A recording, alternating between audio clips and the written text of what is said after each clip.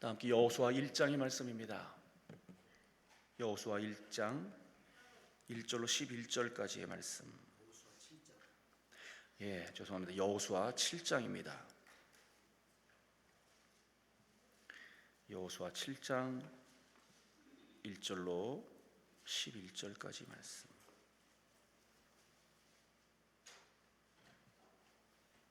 여호수아 7장 1절로 11절.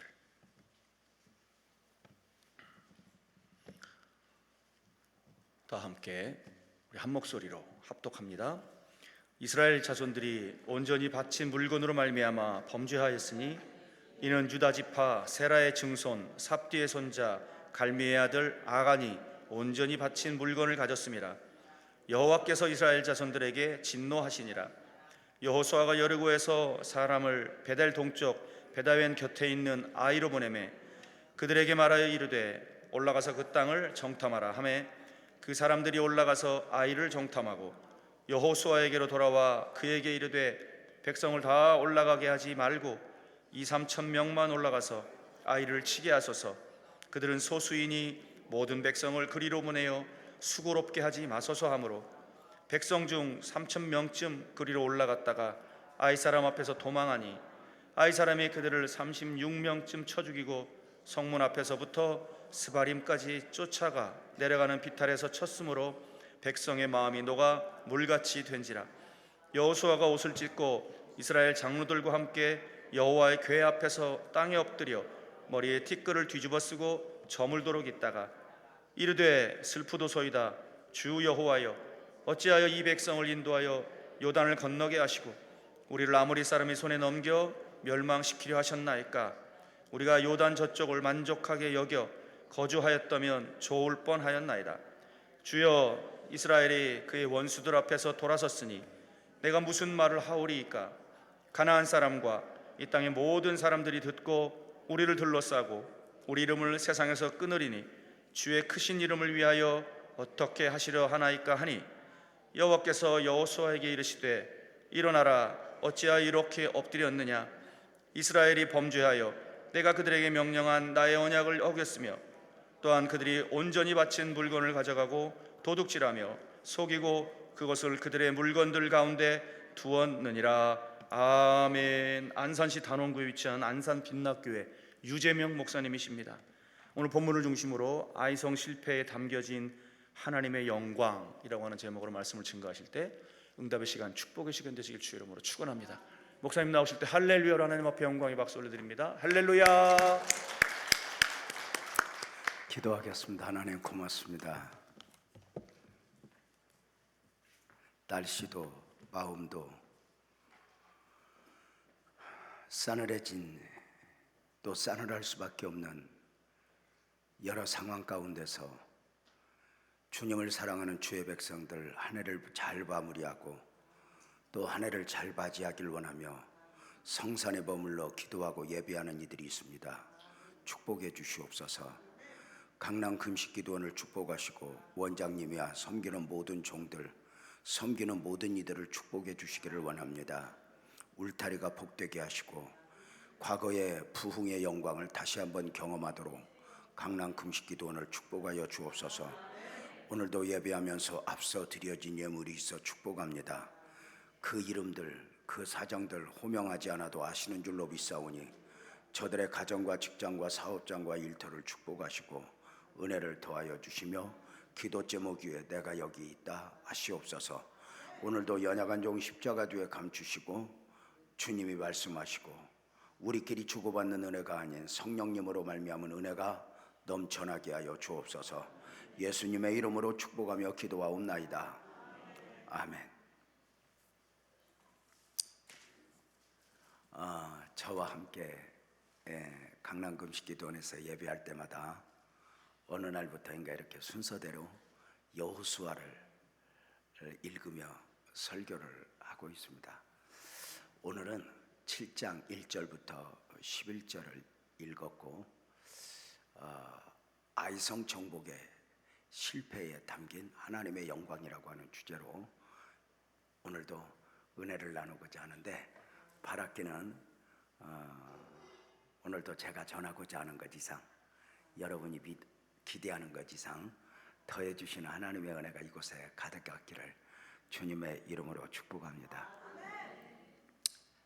출애굽한 이스라엘 백성들, 저들은 홍해를 건넜습니다. 저들은 광야 40년을 이겨내야 했습니다. 길 없는 광야, 물 없는 광야, 아무것도 할 수 없는 그 광야, 그 광야를 40년 내내 감당한 가운데 저들은 비로소 요단을 건너게 됩니다.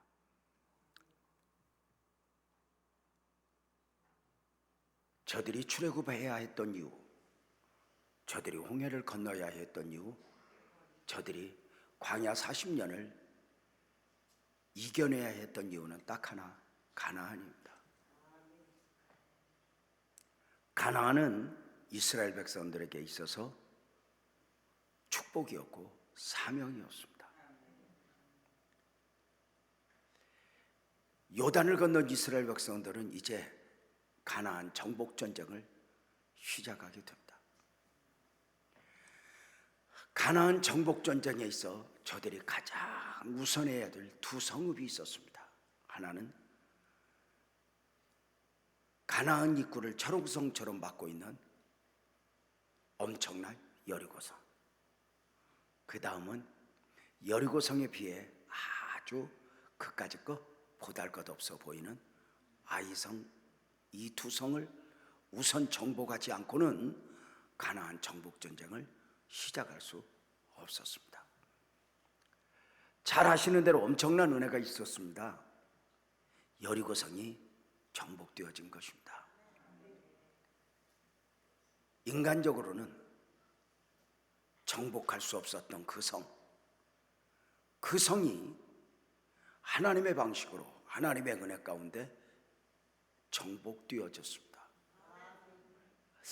여리고성이 정복되어졌다고 해도 여러분은 전혀 안 놀라는데 그 성 감당할 수 있는 성읍이 아니었습니다. 그런데 정복되어졌습니다. 그러니까 어떤 목사님이 이렇게 설교하다가 여리고성 설교를 하는데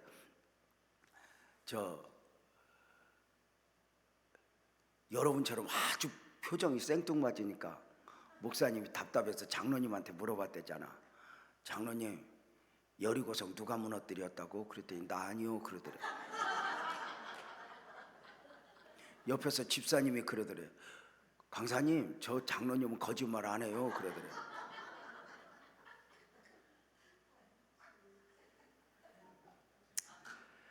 여리고성을 정복한 이스라엘 백성들은 이제 우스워 보이는 아이성 정복 전쟁을 시작하게 됩니다. 문제가 생겼습니다. 여리고성도 이겼으니 앞으로도 수많은 전쟁에서 이겨야 하니 아이성 그까짓 것 정도는 쉬어가며 이길 수 있을 것으로 생각했지만 거기서 처절한 패배를 당한 것입니다. 이 패배 앞에 여호수아와 이스라엘 백성들은 그만 물같이 마음이 녹아버렸습니다. 왜?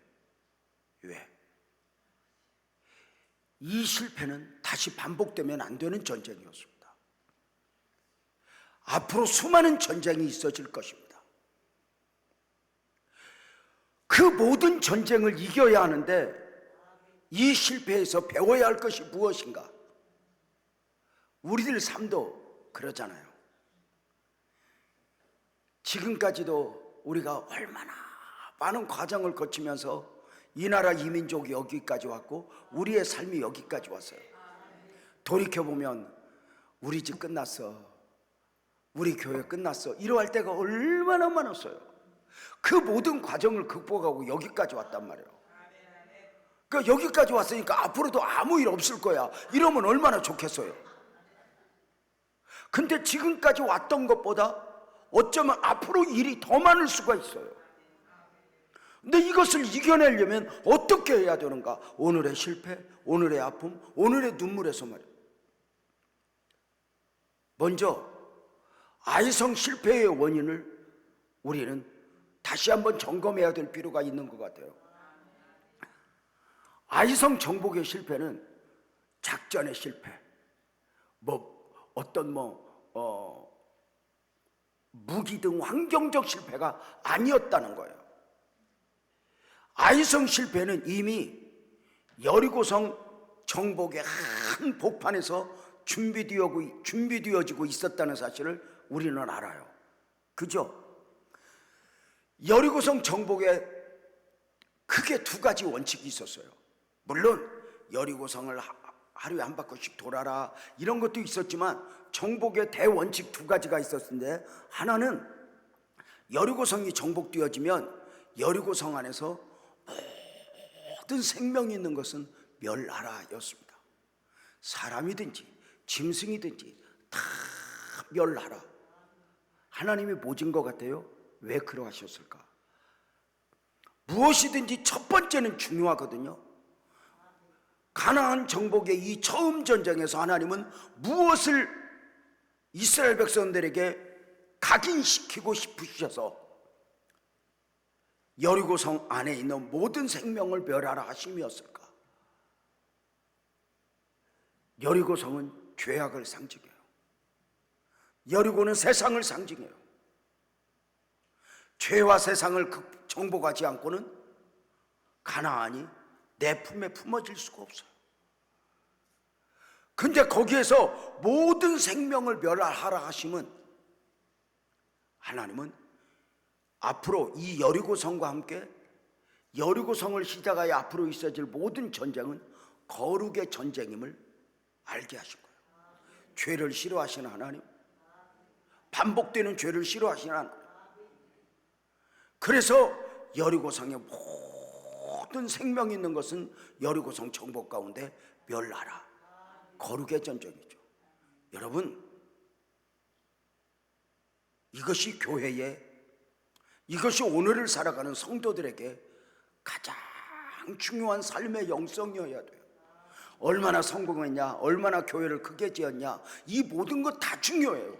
그런데 그 밑바닥에 거룩이 있느냐, 성령도 거룩의 영이에요. 오늘 또 거룩의 영성이 있느냐. 출세하고 성공하고 대단하고 싶은 것도 물론 인간의 소망일 수도 있지만, 그 안에서 하나님의 사람으로서 나는 누구여야 하는가, 거룩을 품고 있는가. 언젠가 신방을 갔다가 교회에 들렸어요. 소예배실에 잠깐 들어가서 기도하고 나오려고 들어갔다가 깜짝 놀랐어요. 저 강대상 앞에서 권사님 한 분이 두 손을 들고 울부짖으면서 기도하는 거예요. 무슨 기도 제목이 있어 저렇게 울부짖나. 그래서 가서 안수라도 해줘야 되겠다. 그리고 가까이 가서 그 기도 소리를 듣는 순간 안수를 그만 못했어요. 그 기도의 내용이, 하나님 나 우리 남편 때문에 못 살겠어요. 하나님 사업장 어떻게, 이런 기도인 줄 알았어. 하나님 우리 아들이 뭐 병 걸려서, 이런 기도인 줄 알았더니 그 울부짖는 기도 소리를 뒤에서 제가 듣고 숨이 콱 막혔던 게 이거야. 주여 나로 하여금 거룩하게 살다 거룩하게 죽게 하옵소서. 이 기도를 하는데 내가 깜짝 놀랐던 거 뭐냐면, 나도 못 해본 기도야.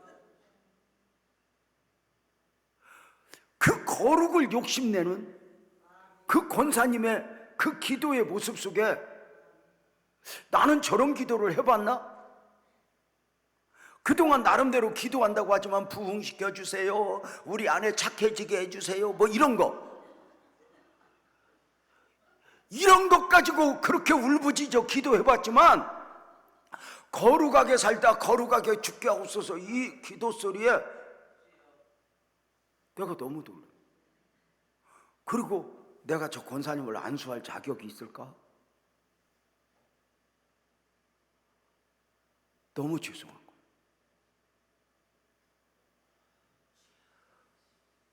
오직 의인은 믿음으로 말미암아 살리라. 놀랍게도 성경은 이 땅을 살아가는 모든 사람들에게 믿음으로의 삶을 요구하지 않아요. 오직 의인은 죄와 사망에서 자유했다면 거듭났다면, 구원의 백성이 되었다면, 천국 백성이 되었다면 당신은 의인이라는 이름을 가지고 믿음으로의 삶을 살아야 해. 이것이 성경의 요구죠. 하나님께서는 여리고성 정복 전쟁을 통해서 이스라엘 백성들에게 학습을 시키는 거예요. 앞으로 가나안 정복 전쟁은 거룩의 전쟁이다. 이것이었죠. 여리고성 정복의 또 하나 두 번째 원칙이 있어요. 여리고성 정복에 있어 전리품을 욕심내지 말아라. 금덩이 은덩이 모든 것 욕심내지 말아라. 이유가 무엇이었을까요? 가나안 정복의 처음 전쟁이었기에 이 모든 전리품은 처음 것이었기에 하나님의 것이었던 거예요.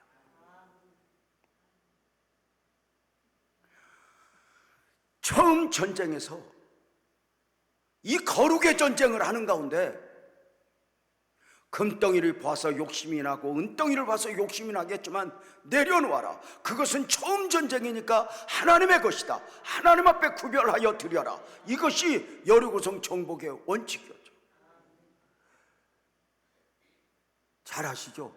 60만 이스라엘 백성들, 어린아이까지 200만 모두가 이 하나님의 말씀을 지켰어요. 금덩이 은덩이 욕심내지 않았어요. 분명한 거 있어요. 이 한 번의 전쟁으로 끝나는 게 아니에요. 앞으로도 수많은 전쟁에서 이기게 될 거예요.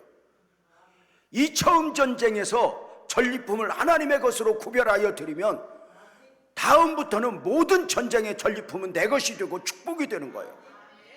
근데 마귀는 나중 축복을 받지 못하도록 오늘 욕심내게 만들어요. 200만이 다 지켰어요. 근데 잘 아시는 대로 그 중에 한 사람 아간이 금덩이 은덩이 외투 욕심을 나게 됐어요.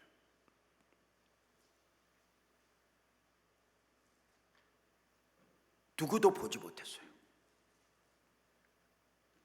놀랍게도 아이생 실패의 원인은 여리고성 정복 가운데 이미 싹트고 있었단 말이에요.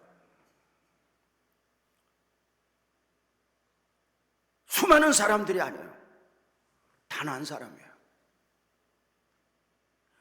60만 중에 한 명, 200만 중에 한 명, 어쩌면 가볍게 여길 수 있어요. 그런데 이 기독교 신앙은 그 한 사람이 중요한 거예요. 마귀는 언제나 하는 일이 있어. 나 같은 거, 나를 가볍게 보게 하는 거예요. 사랑하는 여러분, 아멘 해봐요. 나는 여호와 보시기에 존귀한 자라. 아멘 하라고 그랬지 누가 따라서 하라고 그랬어요?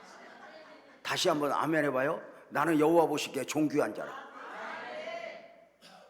여러분, 우리는 좀 당당해지면 좋겠어요. 뭐 나는 성공 못했어, 나는 돈도 못 벌었어, 그런 소리 하지 마. 이 험한 세상에 지금까지 살아남은 것만 해도 여러분은 대단한 거야. 포기 않고 살아남은 거 하나만으로도 여러분 스스로를 축복해야 돼. 어떤 글을 읽는데 2025년을 맞이하는데 10대 키워드 중에 하나가 무해함, 무해력이더라고. 이 말은 무슨 말이냐면 자신에게 상처 주지 말고 주변에게 상처 주지 않는 한 해였으면 좋겠다라고 하는 어떤 삶의 모습이에요. 삶의 요구. 나는 왜 이렇게 돈도 못 벌었어? 나는 왜 이렇게 성공 못했어? 나는 왜 이렇게 아이들도 못 키웠나 몰라? 나는 왜 이렇게 살도 못 뺐나 몰라? 뭐 이런 것 때문에 자신을 디스하지 말고 아멘 해봐요. 자신을 좀 축복을 하는 거야. 돌이켜보면 얼마나 포기하고 얼마나 그만둬야 될 그때가 있었어요. 저는 돌이켜보면 참 감사해요. 아시는 분은 아시겠지만 저는 교회를 개척하여 35년을 섬기고 은퇴를 했어요. 감동이지 않아요?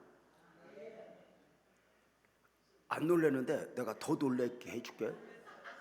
교회를 개척해서 섬긴 지 35년을 섬기다가 한 교회에서 은퇴를 했는데 더 놀랄 얘기 해줄게. 전도사 처음 임명받을 때부터 하면 45년이야. 근데 얼마나 위기가 많았겠어.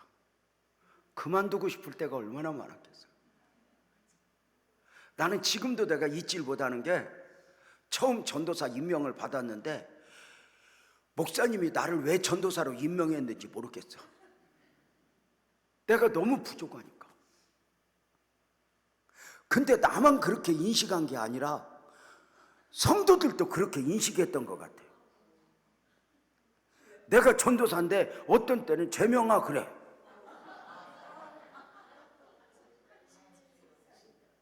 그게야 큰 문제가 있었어. 교회의 갈등 구조가 형성되면서 나중에 보니까 이 성도들 몇 분이 뭉쳐서, 집사님들 몇 분이 뭉쳐서 목사님을 어떻게 이렇게 하기 위해서 먼저 나를 쳐내려고 계획을 세웠던 것 같아.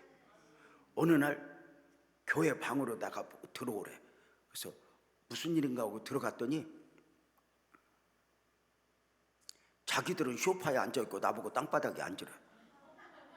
귀부터 꺾는 거지. 그러면서 한 20가지를 적어왔어. 내가 전도사를 그만둬야 하는 이유. 자격이 없다는 거야. 실력도 없다는 거야. 근데 비치고 볼딱 뛰는 게 어쩌면 20가지가 다 맞아.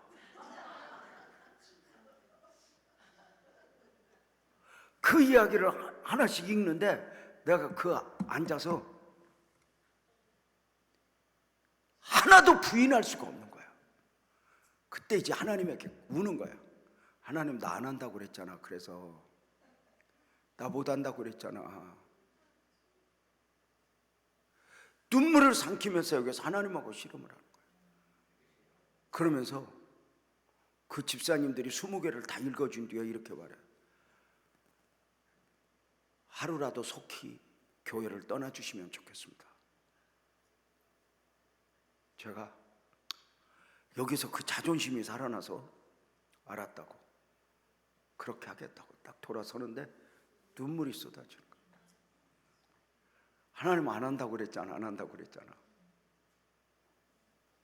그리고 방에 가서 가방을 쌌어. 저는 가만 안 아마 안 돌아왔을지 몰라. 가방을 싸서 나가는데 왜 그렇게 지랄하고 그날따라 소낙비가 쏟아져. 엄청난 비가 쏟아지는데 그 2층에서 제가 교회 계단을 딱 내려가는데 세상에 어떻게 그 아이가 왔는지 모르겠는데 6살짜리 유치부 현이라는 아이가 1층 문을 열고 거기 있다가 올라오고 있어. 내가 울면서 가방 하나 들고 이제는 하나님 빠이빠이 하고 가는데 이 아이가 나를 보면서 웃어. 전도사님. 나도 웃었지, 울다가.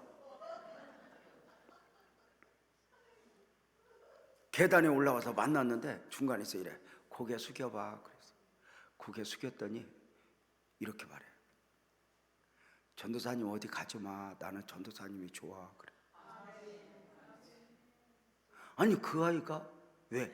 그러면서 호주머니에서 자기가 빨던 사탕 내 입에 넣어주는 거야. 근데 그 순간 얘는 하나님이 보낸 천사라는 느낌이 있어. 저들 3명 말도 중요하지만 여기서 들려오는 하나님의 음성을 들어야 되겠다고 하는 마음이 있는 거야. 그대로 그 아이를 안아주고 교회 옥상에 올라가서 그 소낙비를 맞으면서 2시간을 넘게 울었어. 하나님, 저들 말이 다 맞아요. 그래서 나는 주님이 아니면 안 돼요. 이렇게 험한 고비를 이겨내니까 이제 그 다음은 이제 그런 고비 있겠어 없겠어? 뭘 없어. 한순간도 하나님이 아니면 안 되게.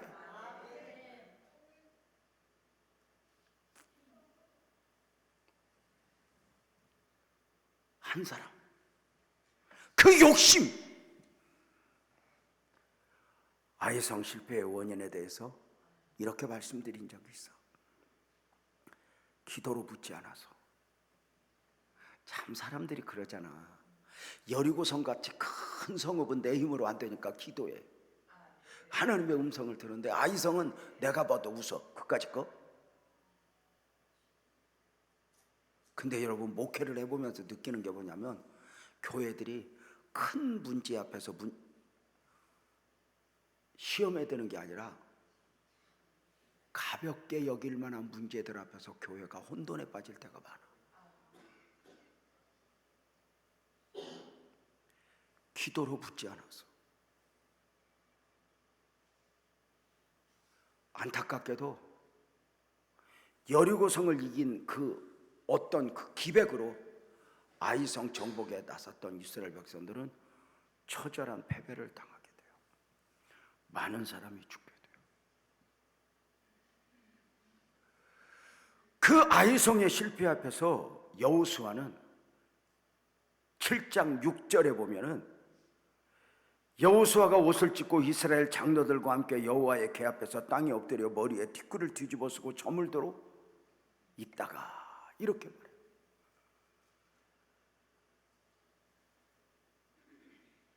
놀랍게도 여호수아는 아이성의 실패 앞에서 장로들을 불러보아 이것이 원인이 무엇이냐, 누구 때문이냐, 무엇 때문이냐 의논하지 않았어. 여호수아는 장로들과 함께 하나님 앞에 엎드려 기도하기 시작했어요. 저물도록 금식했어요.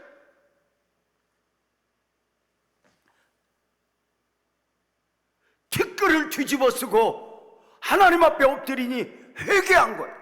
참 여기서 우리가 주목해야 될 부분이 뭐냐면, 아이성의 실패 앞에서 놀랍게도 여호수아는 누구 때문이야, 무엇 때문이야 하지 않았고, 중요한 건 아직 아이성의 원인이 밝혀지지도 않았어요. 죄 때문이야, 무엇 때문이야 밝혀지지도 않았어요. 근데 우선의 문제 앞에 장로들과 함께 여호수아는 엎드려 회개하기 시작하는 거예요.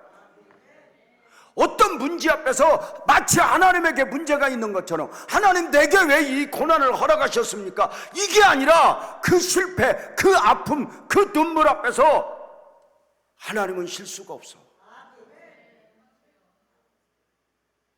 그리고 이 실패를 무겁게 받아들이는 가운데 티끌을 뒤집어 쓰고 회개하기 시작한 거예요. 아마도 여호수아는 아이성 실패의 현실 앞에 장로들에게, 장로님들 우리 함께 하나님 앞에 가서 엎드립시다 그랬을 거예요. 그러니까 장로님들이 너도 나도, 그래요 목사님, 여호수아 목사님, 우리 가서 하나님 앞에 엎드립시다. 그리고 너도 나도 가서 하나님 앞에 엎드려. 아직 죄가 드러나기도 전이야, 누구 문제야, 이것도 아니야. 그런데 그저 가서 엎드린 거예요. 이게 오늘의 교회여야 돼요. 교회에 어떤 문제가 생기면 당회하면서 또는 회의하면서 누구 때문이야, 무엇 때문이야, 그러면 해답이 있을까? 하나님의 은혜를 볼 수 있을까?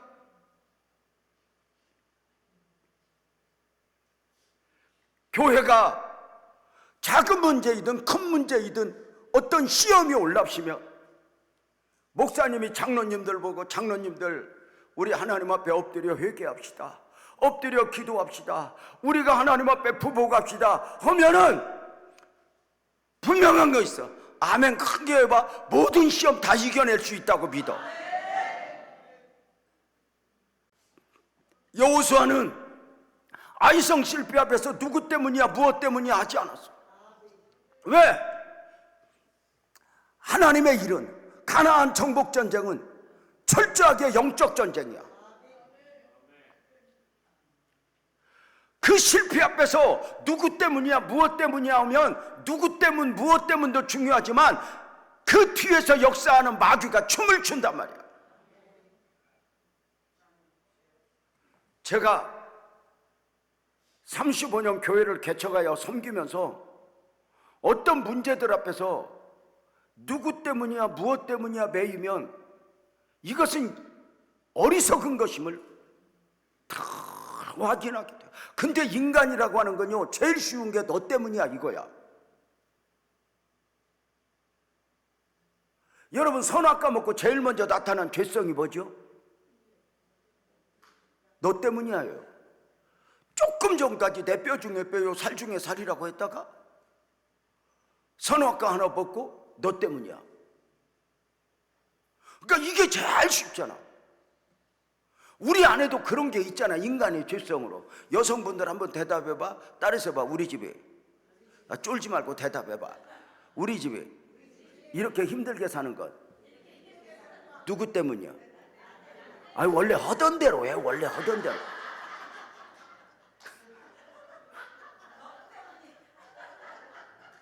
그러니까 원래 나는 공주같이 살아야 돼.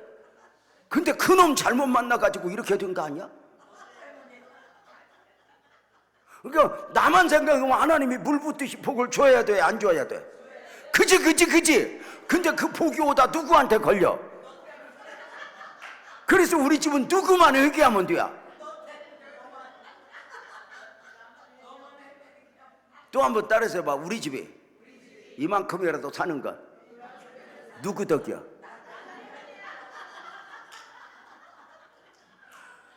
그 인간의 죄성이라고 하는 것들이 어떤 문제가 생기면 너 때문이야. 여러분, 지금 정치 보세요. 다 너 때문이잖아. 누구도 나 때문입니다 하지 않잖아. 여기에 마귀가 얼마나 춤을 추겠어. 여기에 교회마저 흔들려서 누구 때문이야 하면 안 되는 거예요. 이 국가적 위기 앞에서 교회야말로 잠잠히 하나님 앞에 회개하며 하나님 앞에 엎드려야 되는 거 아닌가? 너 때문이야 하면 마귀가 얼마나 춤을 춰.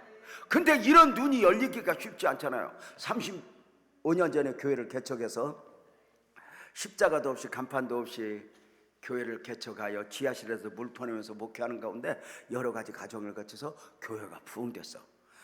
참 여러분 놀라운데 그 지하실부터 앉을 자리가 없도록 부흥이 되더라고. 그러면서 상가로 옮긴 가운데 성도들이 늘어나니까 뭔가 일꾼을 세워야 해서 첫 번째 임직식을 하게 됐어. 첫 번째 임직식을 그래가지고는 안수집사 6분하고 권사님 몇 분하고 세웠어요. 이제 연조가 짧으니까 장로님은 못 세우고 안수집사 6분을 세우면서 나는 너무너무 좋았어요. 나는 안수집사 6을 세우면 이 안수집사 6이 양쪽에서 새 날개가 돼갖고 목사님 힘내세요 우리가 있잖아요 그럴 줄 알았어요. 여러분, 안수집사들이 얼마나 든든해요. 교회가 여성들이 움직이는 것도 있지만 남성들이 움직이면 묵직한 느낌이 있잖아요. 그래서 나는 안수집사 6을 세우면 이제 막 부흥이에요. 부흥. 은혜만 입을 것으로 생각했는데 그게 아닌 거야. 가론유다 티오가 있다고? 여러분 한번 물어보자. 예수님이 12제자 세우실 때 신청받았어요? 예수님이 실수가 없으신 예수님이 선택하셔서 그냥 선택하셔서 기도하고 선택했어. 기도하고 선택했는데도 12명 중에 하나 불량품 가론유다 나오잖아. 초대교회 봐요. 그 수많은 교인들 중에 성령 충만한 사람, 지혜가 있는 사람, 평판이 좋은 사람 골라서 7명 뽑았어. 집사로 임직해서. 근데 그 중에 하나 니골라 불량품 나오잖아. 교회가 장로 직임을 맡았다고 해서 모두가 복된 길로 가는 게 아니야. 그래서 저는 교회에서 이렇게 말해. 장로가 되신 분들에게 직임을 축하합니다 이렇게 말하지 않아. 직임으로 복을 만들어내십시오 그렇게 말해. 가룟유다 티오가 있다고 6명 중에 1명 안수 집사님이 목사가 어려서 그런지 자꾸 간섭을 시작하는 거야. 그리고 자꾸 가르치려고 그래. 나를 키운대. 아니 내가 알아서 클 건데 왜 나를 키우냐. 아니 그리고 어쩌면 그렇게 교회 허물을 잘 봐. 내 부족을 잘 봐. 어느 순간 저는 목회하면서 배운 게 있어요. 유난히 교회 허물을 많이 보고 목사 허물을 잘 보는 사람은 똑똑한 것이 아니라 불쌍한 거라고. 그걸 이겨내고 은혜로 살아야 되니까. 근데 그분이 그렇게 뒤에서 말을 만들어내는 거예요. 새 가족이 오면 나보다 신방을 더 먼저 가. 그 교회 단점은 뭐고 목사님에게 문제는 뭔지 이게 등록하는데 참고했으면 좋고. 그건 여러분 안 가르쳐줘도 알아. 여러분 물 한 컵이 오염되면 그걸 정화시키는데 한 도라무에 물이 필요하다고 그래. 부정적인 말 한번 들어봐봐. 아니 어느 날 설교하면 자꾸 뭘 쓰더라고. 그래서 나는 은혜 받는 걸 쓰는 줄 알고 좋아해서 열심히 설교했더니 그게 아니라 뭐 틀린 거, 말 잘못한 거 이거 써갖고 재집회 의장 몇 월 며칠 날 이렇게 말씀하셨는데 해명을 요구합니다. 이건 해명이 아니잖아. 문제 일으키려고 작정한 거잖아. 내가 한 번은 그때 우리 주일날 저녁 예배가 7시야. 부산에 있는 선배 목사님한테 안산에 와서 설교 좀 저녁 예배 해달라고 낮 예배 바치고, 그때만 해도 서해안 고속도로가 없었기 때문에 경부고속도로가 주일이면 주차장이야. 그래서 기차 타고 오라고 그랬더니 아니야 나 서울 가서 볼 일이 있어서 설교하고 가니까다가 차 가지고 갈 거야. 아유 너무 힘들어요 목사님. 그랬더니 아니야 하여튼 목사는 뭐 정해지면 자기 맘대로 해버리잖아. 그래가지고는 그 차 몰고 거기서 설교 마치자마자 대강 점심도 대강 먹고 올라오는데 7시간 걸렸어. 7시에 예배인데 7시에 도착했는데 얼굴이 노래. 이거 그냥 강대상에 올라가면은 쓰러지겠더라고. 그래서 교회에 전화를 해서 강사가 오시긴 했는데 너무 시장하셔서 지친 것 같다. 죽 한 그릇이라도 조금 드시게 하고 갈 테니까 10분 지각할 테니까 10분 찬송해라 그랬더니 알았다 그래가지고 이제 예배 준비되면 찬송하는데 그날따라 그 집사님이 안 내요. 그 소식을 못 들었나 봐. 엘리베이터 내려서 그 목사님하고 나하고 가는데 나 보는 데서 주보를 내던지면서 목사들이 지각해! 이러는 거야. 너무 속상한 거야. 옆에서 목사님이 놀라가고 죽 한 그릇 먹고 뭔 죄예요. 그 목사님이 내 손을 잡고 이런다.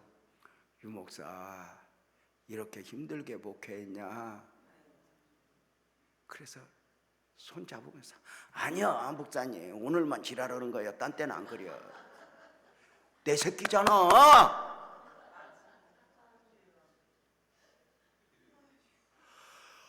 내가 내 발등을 찍었지. 내가 왜 저분을 집사로 임명해갖고. 하나님과 어떻게 하면 좋아. 하나님 특별기도 들어가는 거야 이제. 하나님 안산에 살면서 교회 옮기는 꼴은 못 보겠고 합법적으로 좀 해결 좀 해주소. 나 저 사람하고 계속 있다는 제명에 못 죽겠어. 합법적으로 해결 좀 해주소. 그래가지고는 하나님 급한 감은 있지만 위로 데려가든지. 이 기도는 못하겠더라고. 양심이 있지. 그래서 이렇게 기도해서 하나님 지방으로 이사 보내주세요. 저는 저 집사님을 감당할 능력이 없어요. 저 집사를 감당할 능력이 있는 목사님 곁으로 보내주세요. 하나님 보내주세요. 얼마나 울었나 몰라. 기적이 일어났어. 산을 옮기시는 하나님이 회사를 이사를 보내는데 이분이 엔지니어라 따라가야 돼. 나도 놀랬어. 여러분 응답받고 놀란 적 없어? 나도 놀랬어.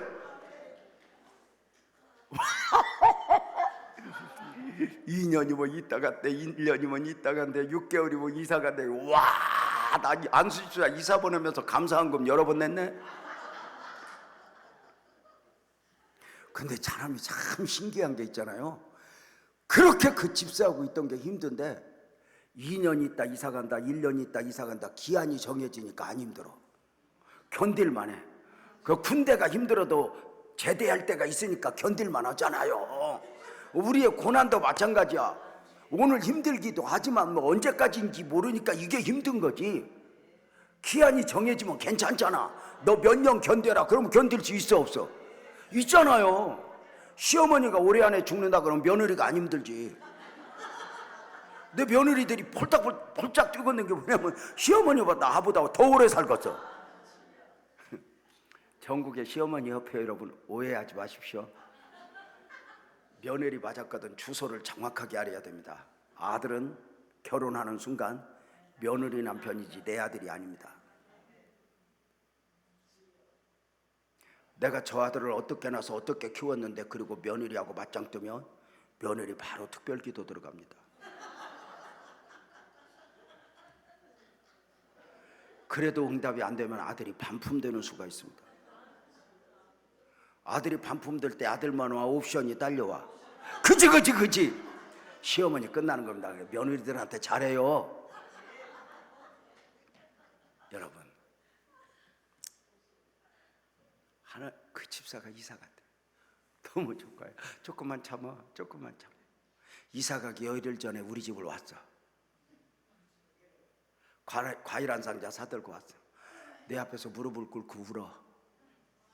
목사님 저 이사 가요. 말씀 못 드렸어요. 목사님 용서해 주세요.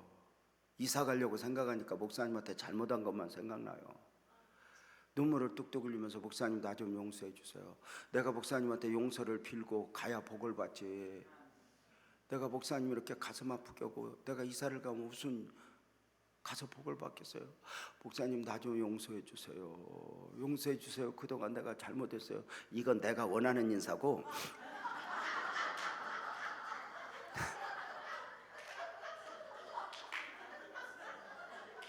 무릎을 꿇고 우는 건 맞아.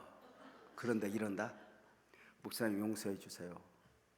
제가 집사로 임직을 받을 때는 영원히 목사님 곁에서 동역하려고 임직을 받았는데 이 힘든 교회를 목사님에게 맡기고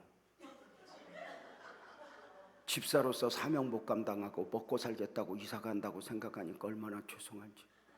목사님 사명 못 감당하고 이사 가는 거 용서해 주세요. 용서해 주세요 하는데 모르는구나. 모르는 거야.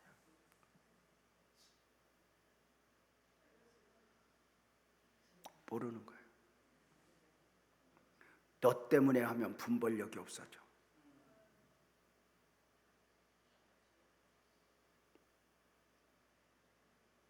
이 나라 아픔이잖아. 이 나라 지도자들이 한 번도 나 때문입니다 한 적이 없어. 교회마저 모르는 거야. 그래도 이사 가니까 좋더라고. 아니 그분 하나 이사 갔는데 알턴이 빠진 것처럼 교회 분위기가 싹 바뀌었어. 그러니까 나만 힘들었던 게 아닌 거야. 야 이게 좀 교회지. 뭐 좀 늦어도 괜찮아. 막 이제 좀 실수해도 괜찮아. 8개월 만에 대타가 나왔는데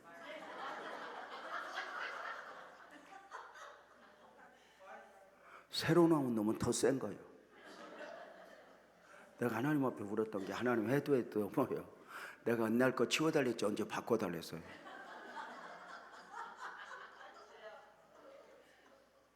누구 때문에 무엇 때문에 누구만 없으면 돼.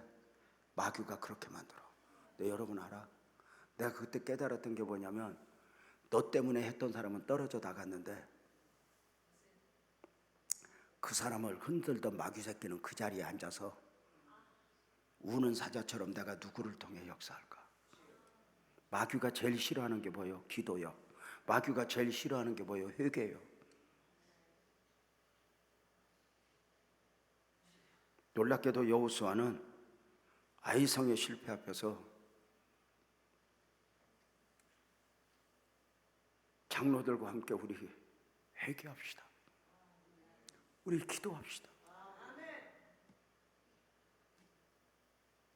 엎드려 저물도록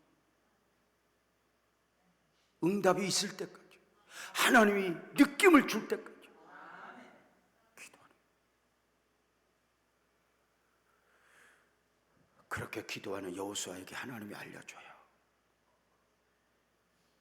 여호수아야 7장 11절이죠. 11절에 보면은 이스라엘이 범죄하여 내가 그들에게 명령한 나의 언약을 어겼으며 또한 그들이 온전히 바친 물건을 가져가고 도둑질하며 속이고 그것을 그들의 물건을 그들 가운데 두었다.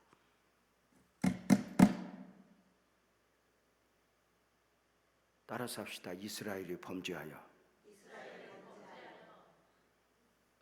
놀랍게도 하나님은 아간이 범죄하여 이렇게 말하지 않고 그 한 사람이 이스라엘이 범죄하여 이렇게 말했어요.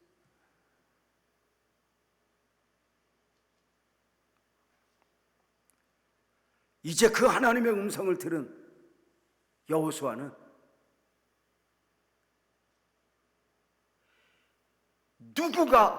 누가 하나님의 언약을 어기고 전리품을 욕심내었는가? 제비를 뽑기 시작해요. 12지파의 두령을 모아서 뽑으니까 유다지파가 보여요. 유다지파 족장들을 다 김시식 족장들을 모아서 뽑으니까 세라 족속이 뽑아요. 세라 족속을 다 모아놓고 또 제비를 뽑았더니 삽디 가문에 뽑혀요. 삽디 가문의 남자들을 다 세워놓고 제비를 뽑았더니 아간이 뽑혀요. 근데 여러분 한번 상기하고 봐요. 이 제비 뽑는 과정이 하루가 걸렸을지 이틀이 걸렸을지 모르겠어요.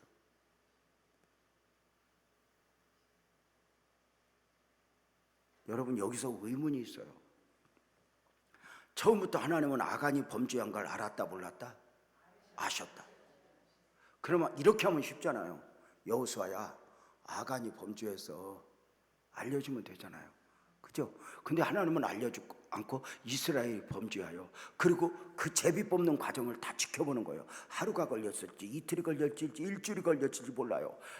이스라엘 전 지파의 두령 보아. 그럼 그게 쉽게 모였겠어요? 유다 지파 족장들 다 모여. 그게 쉬웠겠어요? 세라 족속이 뽑아요. 세라 족속 모아놓고 삽디 가문 모아놓고 남자들 중에 아간이 뽑히기까지 얼마나 과정. 처음부터 어떻게 생각하면 여호수아야, 아간이야.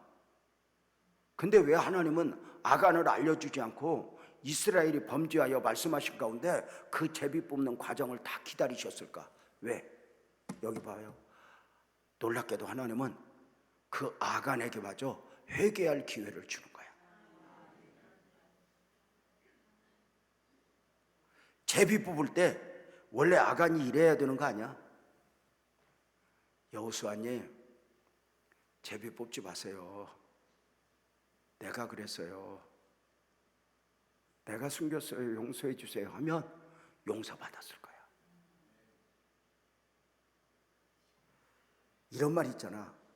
가룟 유다가 지옥에 간 것은 예수님을 팔았기 때문이 아니라 예수님이 주신 회개의 기회를 스스로 거절했기 때문이다.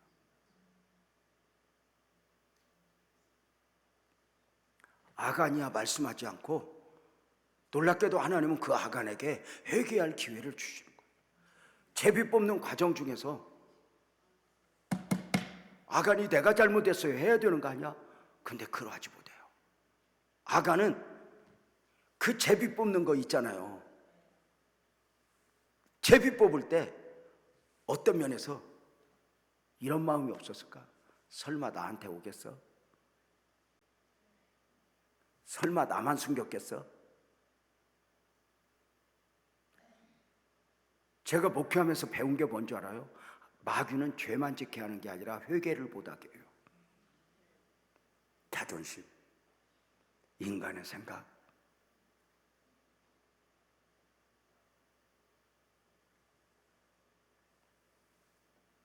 설마 나 하나 잘못했다고 교회가 이 꼴 낚았어?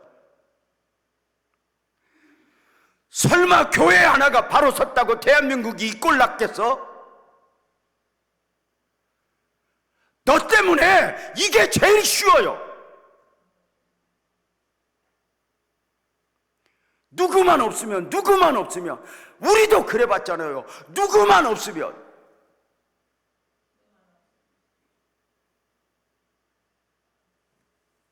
사랑하는 여러분, 하나님이 주신 회개의 기회를 스스로 거절해요. 나 때문입니다 해야 되잖아. 여호수아 목사님 제비 뽑을 필요 없어요. 내가 훔쳤어요. 내가 잘못했어요. 그러면 살 길이 있잖아. 근데 설마 나겠어? 목회를 하면서 교회 무슨 일이 생각할 때마다 목사는 늘 그래. 하나님 내가 뭐 잘못했어요. 그리고 돌아보면서 은혜를 입어. 우리 후임 목사가 우리 집에 와서 그래요. 목사님 이제 제가 목사님 조금씩 목사님이 목사가 되어가는 것 같아요. 그래서 왜 그랬더니 전에는 성도들이 사업장이 어렵고 막 문제가 있으면 왜 저렇게밖에 못 살까 이런 생각을 했대. 근데 어느 순간부터 담임 목사가 되고 나니까 내가 기도 안 해서 그런가? 내가 잘못 살아서 그런가? 그래서 제가 그랬죠. 이제 하나님 마음을 품기 시작하는구나. 근데 있잖아, 그게 생각으로가 아니라 가서 머리를 조아려야 돼. 울어야 돼. 성도의 아픔을 안고 자식의 아픔을 안고 가서 울어야 돼. 이게 목회.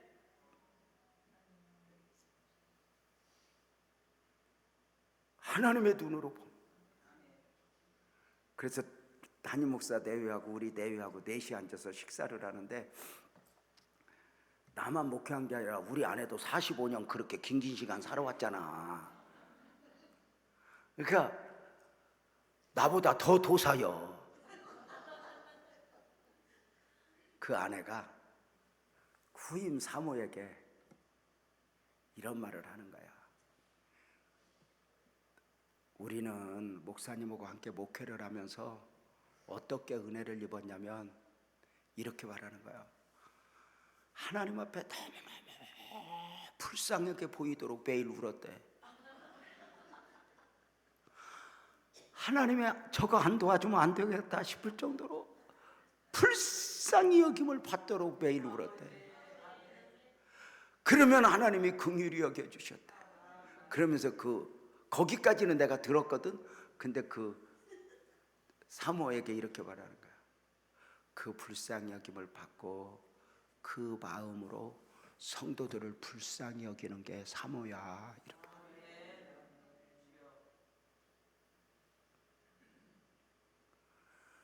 와, 내가 그 말을 듣고 깜짝 놀라서 내가 이혼하면 안 되겠다 그랬어. 지난달에 그런 거야. 한 2-3주 전에. 그 마음으로 그렇게 성도들을 바라봤다. 하나님이 아간이지만 회개의 기회를 주시는 거예요. 아간아 고백해. 아간아 고백해. 근데 아간은 그 제비가 마지막 자기 앞에 오기까지 고백을 안 해. 이렇게 말씀을 드렸지, 마귀는 죄만 짓게 하는 것이 아니라 고백하지 못하게 한다고, 회개하지 못하게 한다고.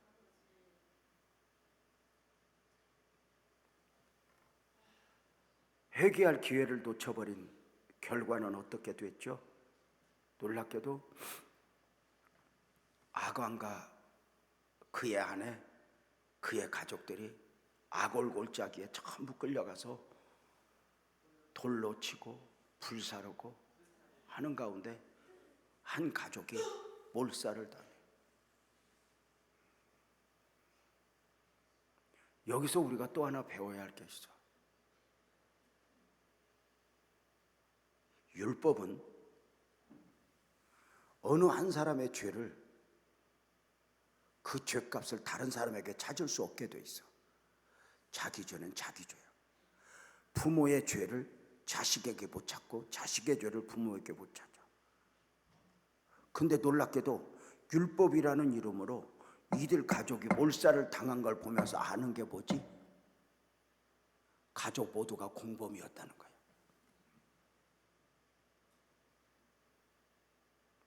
여기서 우리가 배워야 할 게 뭘까? 그 가족 중에 한 명이라도 영적이었다면, 그 가족 중에 한 사람이라도 깨어 아빠 이러면 안 돼, 여보 이러면 안 돼, 이러할 수 있었다면, 여보 우리 하나님 앞에 회개하자 이러할 수 있었다면, 누구 때문이야 무엇 때문이야 욕심에 매이지 않고 아직도 여전히 나를 기다려주시는 하나님 앞에 가서 무릎을 꿇을 수 있었다면,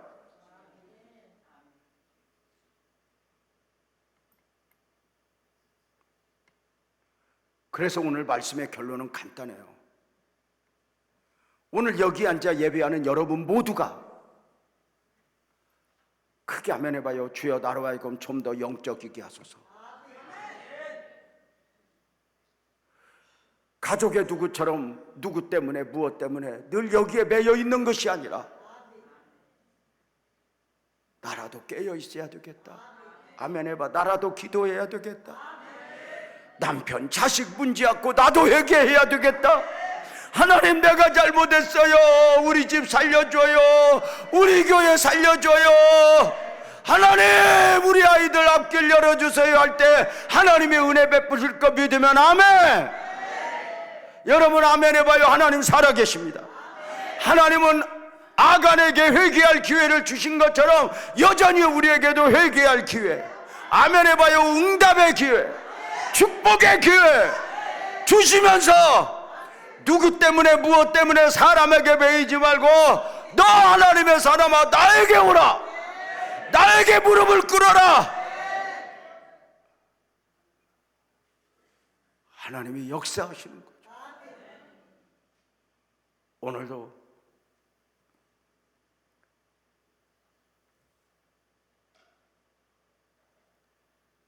가정의 문제, 교회의 문제, 이민족의 문제를 안고 누구 때문에 무엇 때문에 이 사람들만 없으면 이게 아니라 적어도 교회는 장로님들, 여보 애들아 우리 하나님 앞에 가서 기도하자.